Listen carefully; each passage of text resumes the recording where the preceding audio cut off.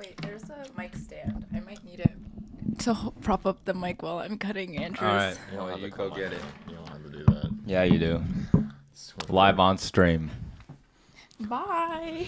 Andrew's getting insecure about the hairs on his head. Low key though, it's because I haven't made white hair type money yet.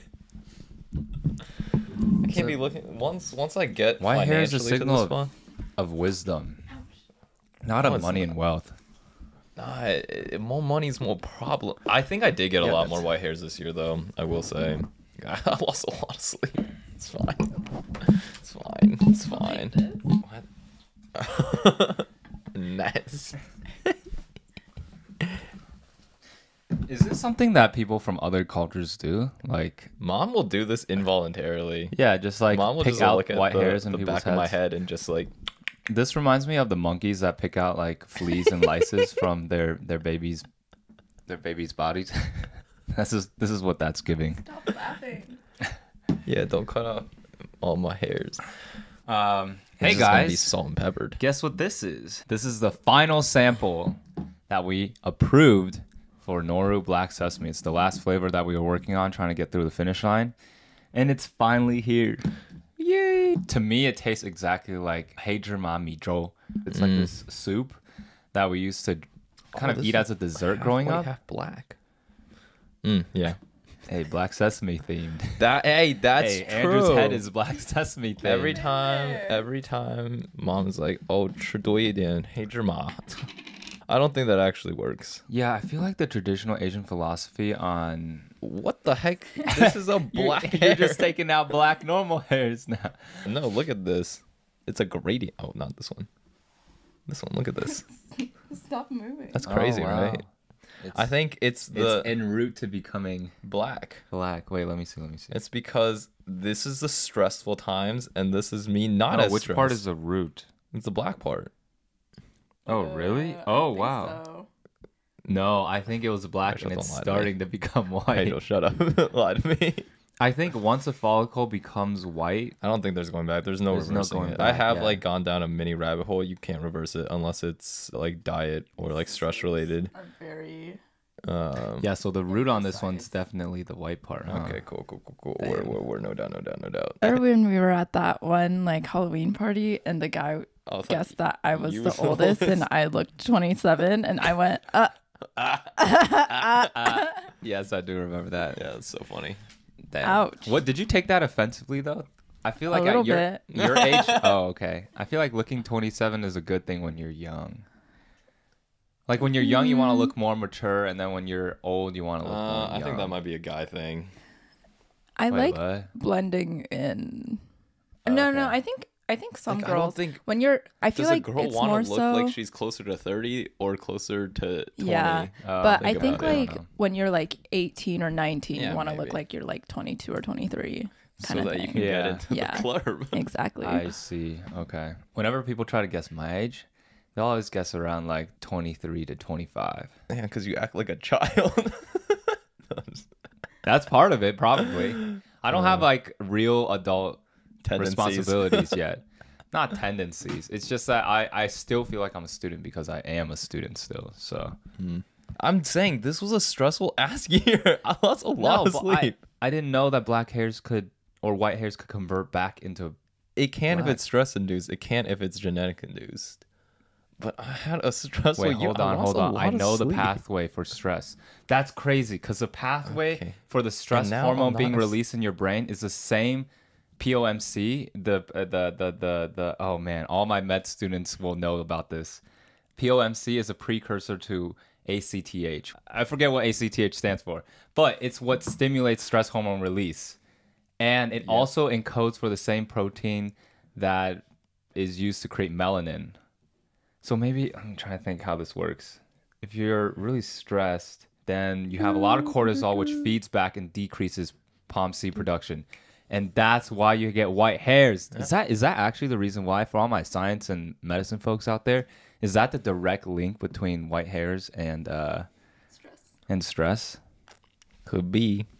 Yep. Because of the bronze-colored or adrenal insufficiency people, because they have But- too much of this release. Is it the other way around? Anyways, I'm gonna look this up later. I'm gonna cut it out if I'm wrong. But That's crazy. no, it's just really genetics. Like I took a video with mom and dad in our run. Mom has like as much white hairs as me, and dad I is think so. like 80% white hair at this point. Yeah, and he's only like what 3 years older than Yeah, mom. exactly. Yeah, So yeah, I'm just crazy. gonna embrace the salt and pepper life earlier, yeah. which again is fine. Once I quit this modeling shit, I'm just gonna embrace it too. This is what triggered it. I had to take profile shots for like a casting that I got sent by my agent, and I took a side profile. I'm like, God, all this shit. I'm like, Rachel, clean this up real quick before I had to go on the shoot next week. Anyways, check out Nouru protein that's coming out very soon within the next couple of weeks. By the time I post this, it's probably maybe already launched. Oh, I am in for it. Check it out. This stuff actually tastes gas. Oh, It's amazing. yes. So Jesse says it tastes like the mijiang, and a couple of my Korean friends says it tastes like misugaru. I don't know what that means because I I've never also had don't it. know. I'm guessing it's the But Korean version of Heijumami I've had Jang. 3 Korean friends say that to me. It's just visually, oh my god! It's just even when you mix it with water, it's like you instant mijiang. It's like instant Heijumami Jang. It's got the same consistency. I don't know. For all my non-lactose people, whole milk is definitely the best combination. That tastes so gas. It tastes really good, but it tastes also really good with just water. Which It is, I tastes think, great the with most amazing water. thing about it. Oat Yeah. milk is my personal favorite. Yeah. And again, just to wrap back to the whole reason why me and Andrew decided to develop a protein powder like this, it's because we couldn't find any good vegan protein powders on the market. And so we wanted to create something that was palatable to our tastes and something that we would enjoy, but also get our gains in. True. As Balkan season, gym rats baby. ourselves. So this is kind of the ideal product that we would take as gym goers and something that we would enjoy eating and drinking every single day. So Yep. we finally got there. We finally have a product that we like. Sorry for all the delays. I think This is manufacturing why and starting I a have business so many white hairs. it was a lot harder of a challenge than we thought we were taking on. But at the end of the day, we're happy that we got a product that we like, and that was the end goal. We weren't trying to cut any corners. We weren't trying to speed up the process and deliver a less high quality product. And we will be sharing with you guys all very soon. So stay tuned. I wish this had branding on it, but it doesn't because it's a pre-sample bottle. Yep, it goes into production next week, and Yes. then we'll be shipping it out the week after. Yes. Oh my God, that's so soon. That's I crazy. know, I'm That's a little crazy. stressed. That's crazy. That's crazy. No, I'm not stressed at all. I'm not even a little stressed. Good. As I cut out the white Uh-huh. Anyways, let's sign in. Hello, ladies and gentlemen. This Great is cold opening. Jesse. I am the what? Oh, I said great cold opening. Yeah. Well, Okay, sorry. I mean, I had Run no it way again. to really lead into this, given the No, subject that we were cold talking opening about. is like a skit before the main episode. Like Brooklyn Nine-Nine does is it? Cold open. I thought yeah, a cold opening was just like you didn't lead into it. No. Hold up. What's a warm opening? Oh, that's just what they Sigma. call it. Or Sigma's here. Sigma. What I the was- Sigma? I was teaching the people in my master's cohort about what are they, Gen Alpha? The Gen Yes. Alpha slang. Yeah. I was like, there's Alpha, Beta, and Oh. Sigma. Yeah, the Gen Alpha. Yeah. Wait, Gen Alpha is this like Phillips generation, I right? think so. Wait, Yeah, no. the brain Phillips rot Gen No. Z. No, Dawn is what's- Gen Alpha. Oh, okay. 2010. Phillips But yeah. 28. Is it every 10 years they give the generation a new name? Or Oh, how something many like years that. is it? Everything is Oh, older. I think it. Wait, no, because millennials are you. No, technically, you're I'm a a millennial. He's technically Gen I'm Z. technically Gen Z. All right, so I feel like we talked about this. Gen Z is 1997 to 2012, and then What? Gen Alpha is 2010 to 2025, and there's overlap in this. Okay. 2020 to 2025? Okay, let's see. Oh, wow. Okay, so those kids aren't conscious yet. They Gen aren't yeah, aware of well, brain rot. Okay, I don't like that one. This one has a pretty graphic, so it must be right. 1995 to 2009 is Gen Z. 2010 to 2024 is Gen Alpha, and then Gen Y. What the fuck is Gen Y? Oh, that's millennial. 1980 to 1994. Oh, I'm not part of that. Every single thing is different. Like this one says Gen Z is 97 to 2012. Oh, but there's like a gradient, Millennials, so yeah. it's like not exactly Yeah. interesting. The silent generation? Is that what that says? Every single graphic says something different. Oh, I see. The Zoomers. Zoomers. Gen Z. Wow, look at me. All right, I'm let like me do Homelander. the cold opening again. Okay, that's not what a cold open is. I lied. A cold open's when you jump. It's a narrative technique when you jump right into the episode. Oh, yes. That does make more sense. Yeah. Yeah, That's yeah. what I said without actually leading into Yeah, it. yeah. Oh, so that I didn't. That still makes sense. Great cold opening. Okay, we're good. Yeah, hello, ladies and gentlemen. Thank you for joining us on this week's episode of the Rooftop Pod. I am your host, Jesse, and joining me today is my sister Rachel. and my brother, Andrew.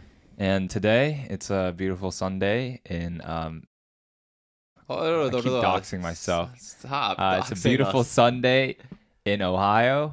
And while we're recording a podcast, our parents and our little brothers are at church.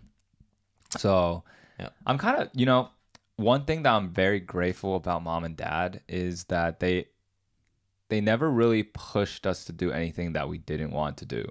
Unless it was like really for our own good. But like with church and with religion, they never ever like forced or pushed us to go to church. Like we more or less had our own agency in deciding whether or not we wanted to go to church. Well, I think while we were still living at home, they would have us go. But after we went to college, it was like pretty hands off. Yeah, that's true. But even with like John and Philip, I think on Fridays and Sundays, sometimes they just don't go. Like, I mean, I'm sure mom and dad like are visibly disappointed or get upset with them. But for the most part, I think we have our own decision on whether or not we want to go to church, practice religion.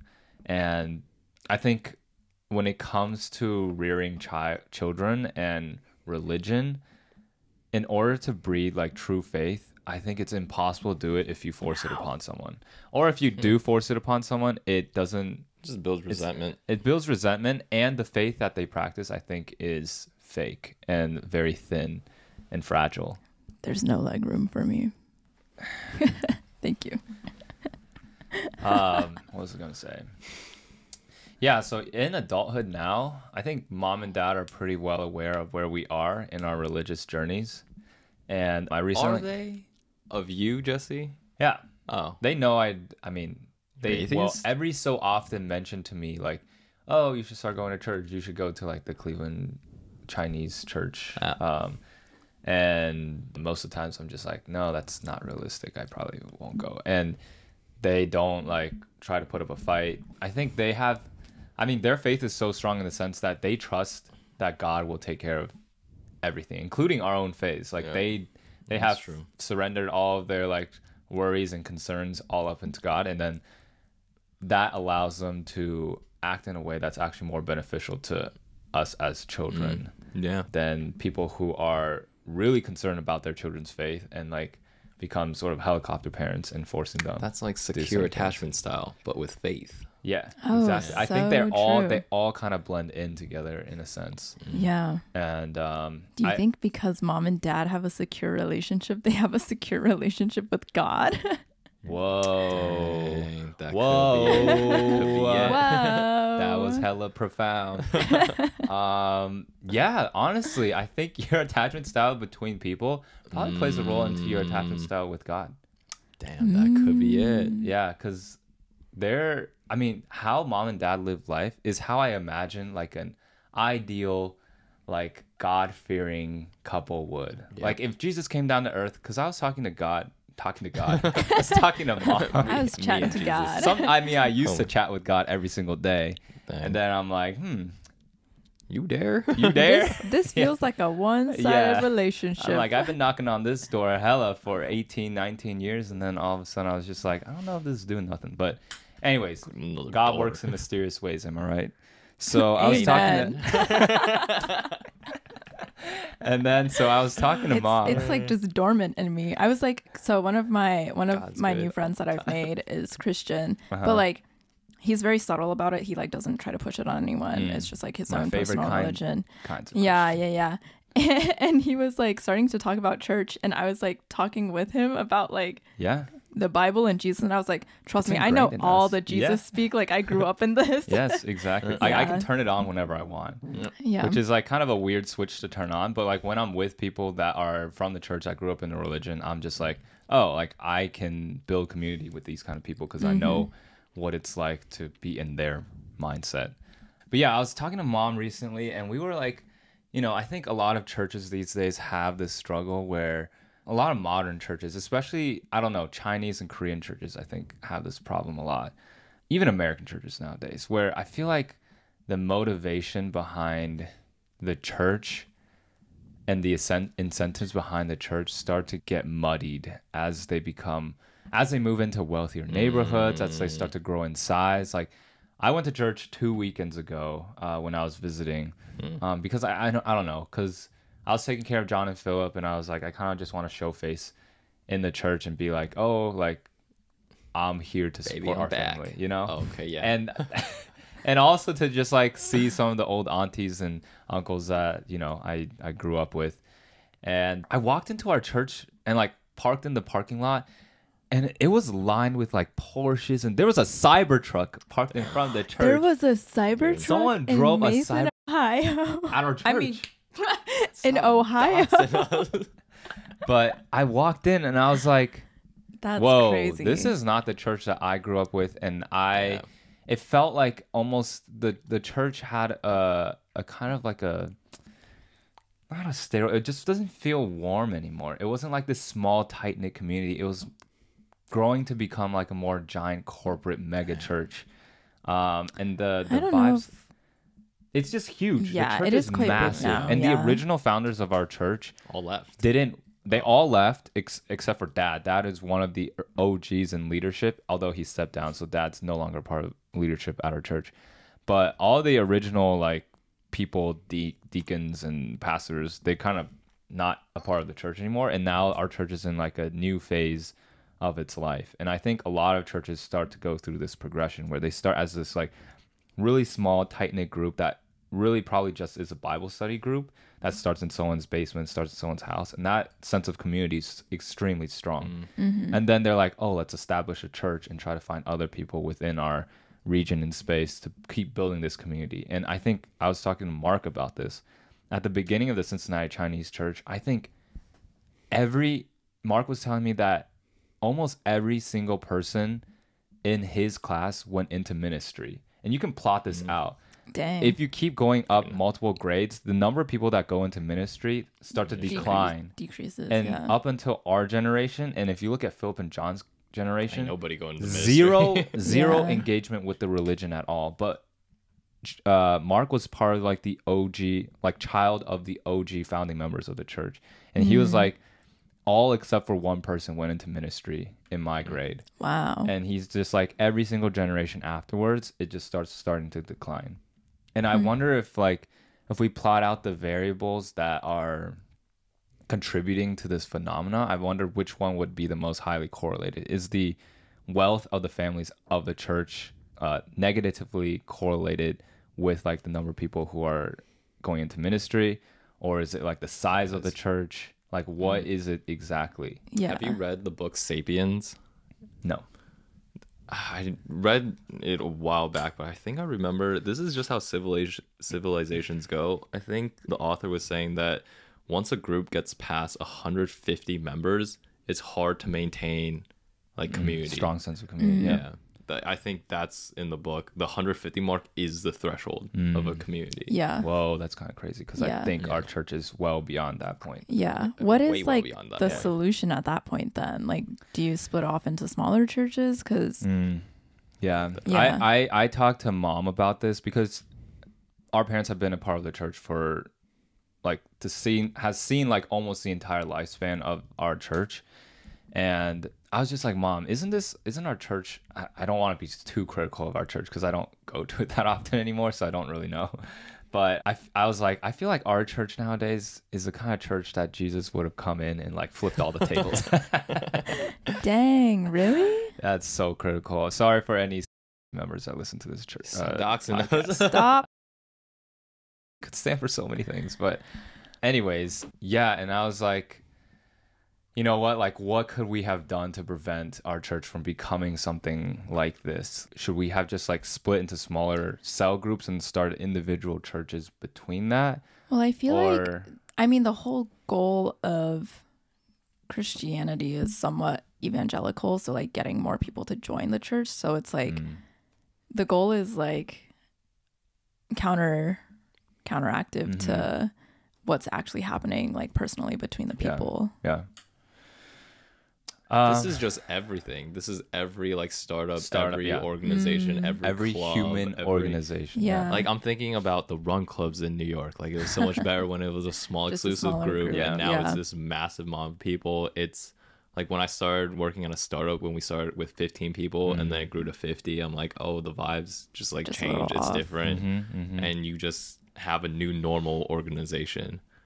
Like that's okay and expected in corporate America. I feel like when it comes to the church, it's just like any organization, organization. I know, but like for at least Christianity, what are you trying to get out of going to church? I think a lot of it is trying to build community with your brothers and sisters. It's about serving others and building a culture around service. But when you have such a large entity where that sense of community is deprived, I think it's really hard to meet the core goals of what the fellowship is. Yeah, and with corporate like organizations, the goal is still to make income and drive like a higher top line. But that goal is achieved when you start losing the sense of community. Like you're still able to do that. I see what you're saying. You know, whereas like I think it's counter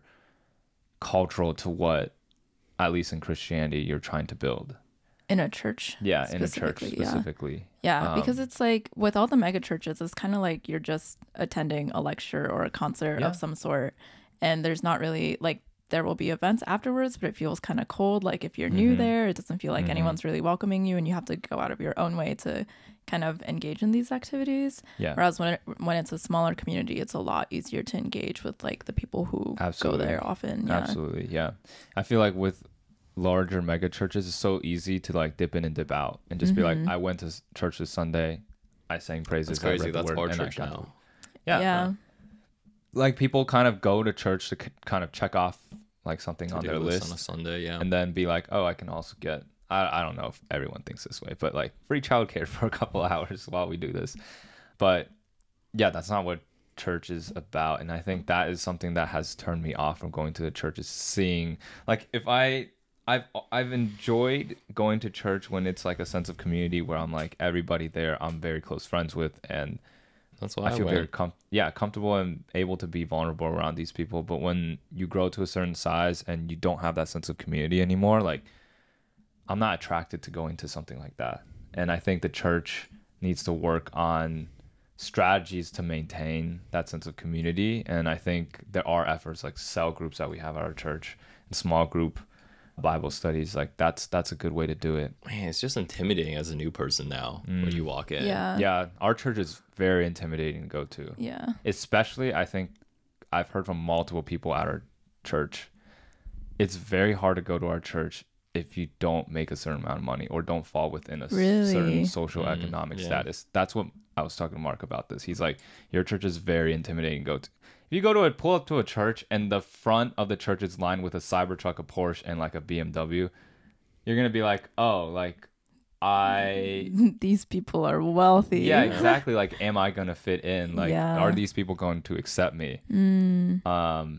And that's part of also just like immigrants coming to America. Like our church is now not first generation immigrants anymore. Like it's a new wave of immigrants that are coming into the United States that are populating our church now. It's like no longer immigrants like our parents who came with very little, and I think having very little also helps build that sense of community and even like truly leaning on each other. Exactly. Like when you don't have anything else, what else do you have except for the people around you? Because I guess like one of the points of fellowship is like leaning on each other for like godly reasons, like religious reasons, like leaning on people when you're struggling with your faith, but when you're also leaning on them for like actual support, like survival support, it builds a different kind of relationship. Yeah. It's harder for a camel to go through the eye of a needle than a rich person to go to heaven. Dang. Yeah. It's honestly true. I think, I mean, the Bible nailed it on its head. They are predicting all these changes. But I don't know exactly. Wait, how does the rest of that verse go? Because there was something There's Yeah, like there's a silver something. lining at the end. Yeah, I think so. This was an Adventures in Odyssey episode Yeah. where the kids That were was really crazy. so worried about Mr. Whitaker because Yeah, Wait, yeah. because he makes money. he was balling like that. Adventures in Odyssey, what a good time. Yeah. what a- Remember at the what a end when they time. were always like made in Colorado Springs, Springs, Colorado. Colorado. Yeah. And then when And I P.O. went box. to in Colorado Colorado. Springs, I was Yeah. like, "Wow, this is where it all Wow, started." This is where it all began. Those are good times, We man. should Yeah. find that Dinner, studio. 6:30 Mhm. p.m. To- every night. They were Who good are the characters? podcasts. Mr. Whitaker, Eugene. I do Oh remember my Eugene. gosh. Who are the other characters? Wow, I remember the cartoons too. Mhm. What a time. Okay, here it is. Veggie Tales. Oh wow, I'm feeling a sense of the thing is, you know Let's what's go to crazy? church. When I think about these TV shows, I remember the smell of Compton. Like Compton is what gives me that like nostalgic church smell. Yeah, vibes. yeah. Like it was an About it. old small church. Yeah. There's like red pews. Yeah. Yeah. Oh my God! Wow. All right, we're gonna read from Mark 19 today. Matthew 19 Really is a today, Sunday morning. verse 23 through 27. Then Jesus said to his disciples, "Truly I tell you, it is hard for a rich man to enter the kingdom of heaven. Again, I tell you, it is easier for a camel to pass through there the we go. eye of the needle than for a rich Just man quoted. to enter the kingdom of God." When the disciples heard this, they were greatly astonished and asked, "Who then can be saved?" Jesus looked at them and said, "With man, this is impossible, but with God, all things are possible." Oh, that's a silver That's lining. the silver that's lining. the silver lining. But it's not practical. Like, with God, anyone can get into heaven. In practicality, how do you like break that down into, with God, like, communities are possible within a big rich church? But how is that achieved, you know? Anyways, we're not here to solve like all the church's issues, but these are just observations from Yeah. a third party these days. No, but I do think it's applicable to other things too. Oh yeah, Yeah. I mean, for sure. Just like any organized event. community. Yeah, Yeah. anywhere you're trying to build a sense of community. I think our church kind of tries to do it with like the cell groups, and I think that does work well. Those work pretty well. Yeah. Because there's also like group outings, Mm-hmm. picnics, Camp trips, yeah. camping trips. Yeah, that's I mean, true. yeah, all mom's closest friends are still from the church. Mhm. Yeah. Yep, that's But true. I have seen it in mom and dad where they try to build a smaller community within just their family with like Bible studies on Saturday nights. Yep. Yep. Yeah, Yeah. I think that works really well. Yeah, that was a long tangent on Deep church. dive into Anything else religion. you guys want to talk about? Any observations or thoughts from your guys' perspectives? Did we talk about this of whether or not we'd send our kids to church? I feel like definitely we've talked We about did. this. I think Have we we? probably talked about it. Yeah, we talked Yeah. about this on our roof. But again, I feel like what mom and dad did with us is probably what I'll do We'll take for them to my church children. No, I'll first. give them the The option. thing is like Well, you have to take them first. I remember like when taking them. we were growing up in the church and some of the other children's like either one of their parents like if like one of their parents wasn't Christian, they'd be like, "Oh, I'm praying for my dad or my Every day. mom so that they can become a believer also." Like when they were little children, yeah. right? And like I feel a little like, "Aw, Yeah, that's inspiring. that's cute." Yeah, like the faith of those children are probably one of the strongest. Yeah. Without the use parental But like if support. you're the parent oh, and your child is like my praying my for B, you, Timmy, my B. praying for you to become a believer, you know? I'm sorry. I would just feel bad. Exactly. Yeah, like that's it's just true, like a that's true. weird, yeah. It's an interesting dynamic. Yeah, or if your child is like you and you're bringing to this church where like everyone is also trying to like convert them, sort of, you know? Yeah, I always send Andrew reels Oh of, my God. of They're like so funny. of like performative Christians who just do things like prosperity gospel, like You basically. send these to Andrew. She sends me Well, so many. I get so many of these on my feed. So like That's this so one is funny. like Maybe it's because you keep instant sending them. miracles, supernatural weight loss.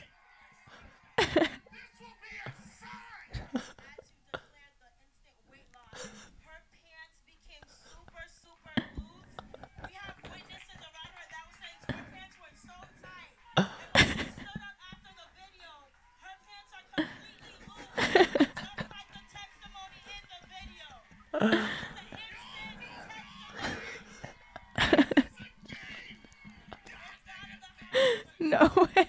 Did you just call everyone the N-word? That's crazy. There were witnesses saying her pants were Super tight. All right, and then this. and now they're super loose. Like, okay, I feel No, so. I like, saw why do that people one. Film these things. Like this Yeah. one is just like. Yeah. I like how Ethan like this.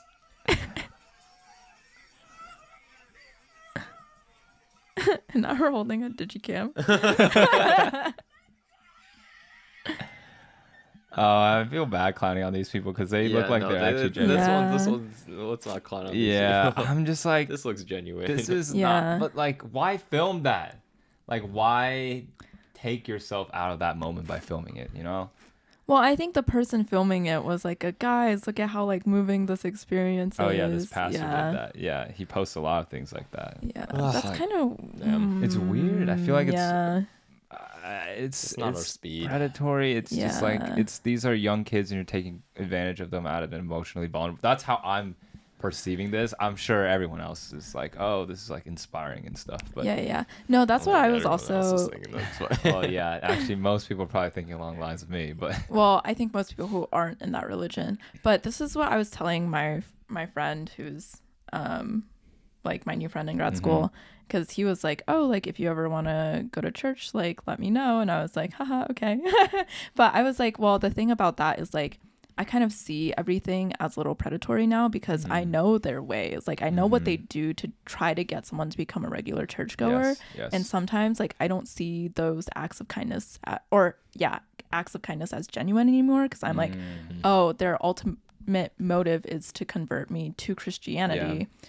And like sometimes I have a hard time like sorting out whether they're doing things like because they care about me as a person or because they want me to become a Christian also. Yeah. Which like I think both can go hand in hand, but in my not mind mutually it's like exclusive. quite separated because I've been in bad church or like not bad church communities, but like communities where like that was very obvious, like what they were trying to do because it was like they'd show a lot of kindness and then like they slowly start pressuring you to take on more responsibilities in the church until you were like, that was like your only community. And like that is like Oh, dang. not good. But I don't even think Yeah. they do that on purpose. It's just like to them, they're serving others and then just being like, you should also help us serve others. And like, Yeah. in that sense, they're not, because like we can even talk about mom and dad because a lot of what they do in terms of ministry is like reaching out to international Chinese people that come here. Yeah. That's what happened to them when they got here. They're reaching out to them and being like, hey, we have a community here that can help you out as you transition from your life in China to your life in the US. And so they provide a lot of support. Like our parents will house them. Our parents will take them grocery shopping. And to some extent, you can be like, oh, this is like taking advantage of their Yeah, vulnerability no, to that's their true. cult. Yeah, But- yeah.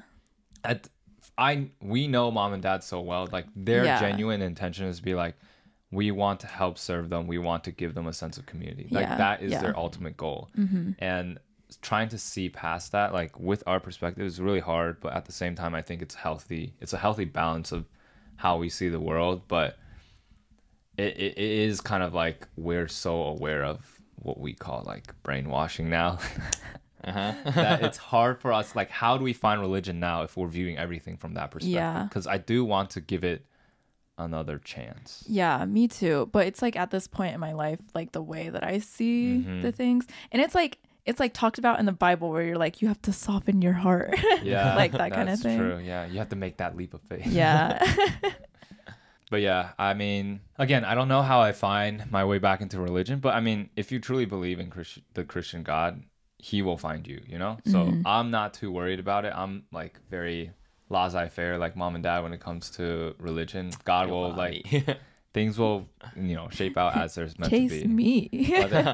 I attract. I don't chase. I'm a pick-me Christian. Damn. Yeah, so another thing that I notice whenever I see these like Christian performative TikToks come up, a lot of the arguments, if the author or the creator is trying to defend themselves, they're like, because a lot of people are like in the comments like, this is not Christianity, like Christianity is like a private like relationship that you have with God. It's like a humble, quiet practice of a religion, but you're out here being ostentatious and trying to attract attention to yourself. But the comeback is always, if God is real, like if I truly have this amazing relationship with God, why would I not share it with the world? And the internet is like the best place to do that. So there's like this controversy that I'm seeing right now where a lot of Christians on social media, because social media Christians are a new breed now, and they exist, and they're pervasive across the internet, mostly because people clown them for engagement. So yeah, if you ever stumble across, it's probably one of the most entertaining comment sections you'll find on the internet. And I am just deeply enthralled by it. I like just spend hours going through the comments and being like, this is like the juiciest stuff ever. But a lot of it's like debating, like, how is Christianity supposed to be practiced? Is it supposed to be like loud in your face, forcing it upon people, like cameras all around? I think the thing is, there's like no other religion that's kind of like that. Because I think about. Or is it just because we live in the U.S. and the dominant religion is still Christianity? That's true. Oh, that's fair. Yeah. I don't know. It's probably that, and probably a mix of, I only get this TikTok because I engage with it. I probably don't engage with TikToks from other religions. Yeah, exactly. So it's a probably selection bias to some extent. Good point. Yeah. But I think a stated goal of Christianity is to evangelize to the rest of the world. I don't know if that's Jesus' final call in the New Testament. Exactly. Yeah. I don't know if Make any other religion fishermen has out of that. men. Yeah. Something. And we obviously have our own thoughts about that and that practice of like forcing your culture upon other people. But yeah, I don't think I'll ever go back to institutionalized religion. I don't know. It did a lot of good for me. Yeah. I think for how we grew up, it mostly played a positive role. For me, I can see a lot of negatives coming out, but I've worked through them where at this point I'm like, oh, it's mostly like a positive Net positive, net positive, yeah. But I mean, there's a way to like raise your children in the faith now that I think after having gone through it, where it will be mostly positive. Yeah. Because I think at some point, raising your children in religion can become very sheltering, and sheltering a kids, as we've heard from multiple stories from our church, can lead to a complete opposite reaction and outcome that you wanted. I think that also has to do with like attachment styles when it comes to parenting and stuff. But yeah, that's like crazy. just being realistic with what the real world is like, and being like, don't want to culture shock your children once they go to college, once they're in the real secular world. Like when they're exposed to real things without like parental supervision. Yeah, exactly. Like you need to raise them to be their own people, allow them their own individuality to discover these things about themselves, and then just guide them and like nudge them in the right direction, not like shoving them where you want them to go. Man, we end up talking about child rearing a lot on this podcast. And none of us are None of us are not even close to close. becoming there. But I do be thinking about it. Yeah. Because I'm like, damn, kids are just going to do what kids are going to do. Yeah, I think it's especially is. prevalent for us maybe because John and Philip are still in the house, and it's like to some degree we feel responsible for how they're developing, not very much so like parenting them, because I think that's a big issue also. It's like parentification of siblings. Yeah. But I don't think that we do that necessarily. I think I may sometimes dip my toes into that space, being a more of an authority figure when like dad was out of town and like John and Philip were acting out. But I don't know. I think once you have such a large age gap, like you live with them as their older sister, and you kind of felt that role. But I kind of grew up with them as tiny babies, and then I left, and then now they're like teenagers. So and I see all the flaws of being a teenager that I had in them now, and I'm just like in your face. Yes, exactly. I need to correct these and beat the out of them. So Hello. Who's this? Okay. we're almost done. Okay. 你要干嘛？出去吃。可以。哦，可以。Okay. 静静请我们吃。 Okay. I can do 静 it. 静请。 Yeah. Or I can too, because I. Jesse Ting. I'm Yeah, broke. we have like Yeah. probably 5 minutes and then we'll wrap Okay. up. Yeah. All right, cool. We'll keep Oh, this yeah. episode short. The parentals are back from church, Church. and we're gonna go out for lunch Heyo. before we all go our separate ways. Hey, So yo. sad. But this was a really good trip. No, was great. it was Glad this happened. it was good. I love Yeah. a wholesome weekend back in Ohio. Yeah. Yeah. Uh, I feel like Yeah. we get it's so sad. Mm. Like just like as we go into adulthood, the amount of time that we spend as a whole family unit just dude, yeah. decreases so diminishes, much. yeah. Yeah. This was like second time this past year. Yeah, there's really Crazy. only Yeah, Christmas, just- Thanksgiving. And then And your Dad wasn't there graduation, which Christmas, wasn't yeah. even really here, but Yeah, it was we Columbus. did Yeah. get to spend like It's crazy. Come for my second graduation. probably yeah. Yeah. But Wait, it'll be when my graduation is. No. no, what the fuck? From your PhD. Yeah. Oh, wait, you have a Oh, graduation for your conflict. PhD? Close. Oh, Wait, when's yours? My thesis defense, which will be April, May-ish. I don't know if I can Oh, make we gotta that. pick sides. Well, you guys can go to will you have like a Zoom for your thesis defense? I'm sure I will, but Dang. dang, you're join not on gonna come Zoom. in person. I have finals. Oh man, I you see. can study for finals in Ohio. I'm just kidding. It's okay. I really don't care. I think ceremonies and Dude, that's what all I think too. they're all just like Really? I think they're so stupid. I didn't I even think tell. I used to think that I as a just give me the piece of child paper. because I was like, I have no need for it.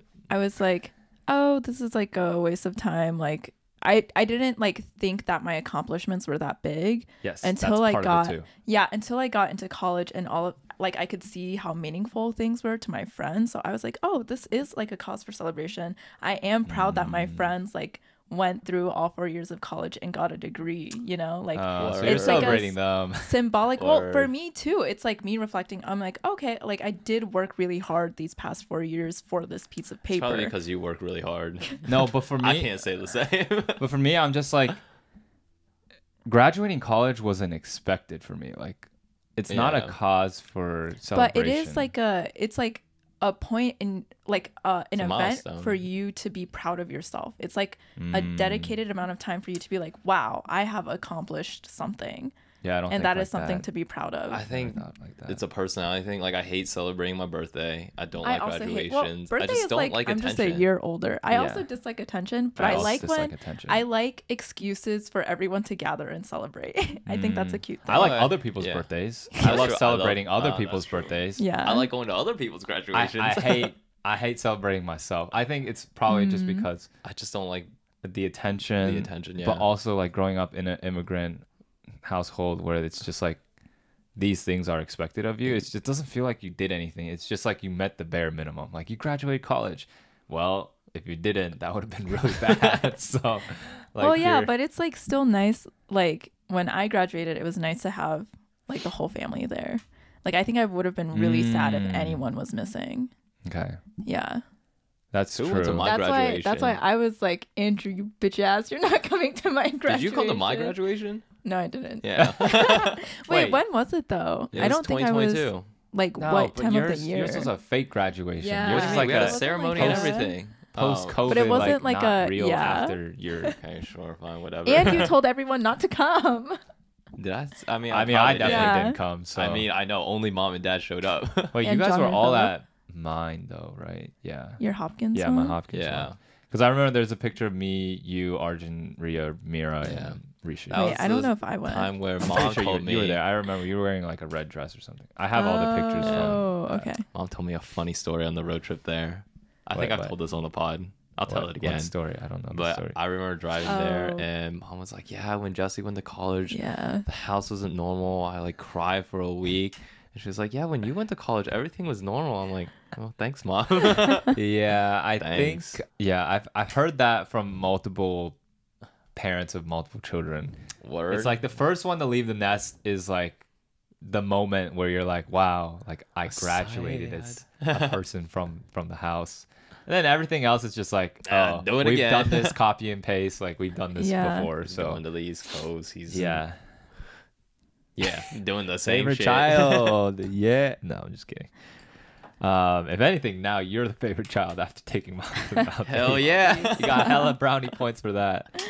But yeah, let's wrap up here. We're gonna go to go to lunch. Thank you everyone for tuning in to this week's episode of the Rooftop Pod. I am your host Jesse, and signing out with me is my sister Rachel and my brother Andrew. And we will see you guys all on the next episode of the Rooftop Pod. Peace.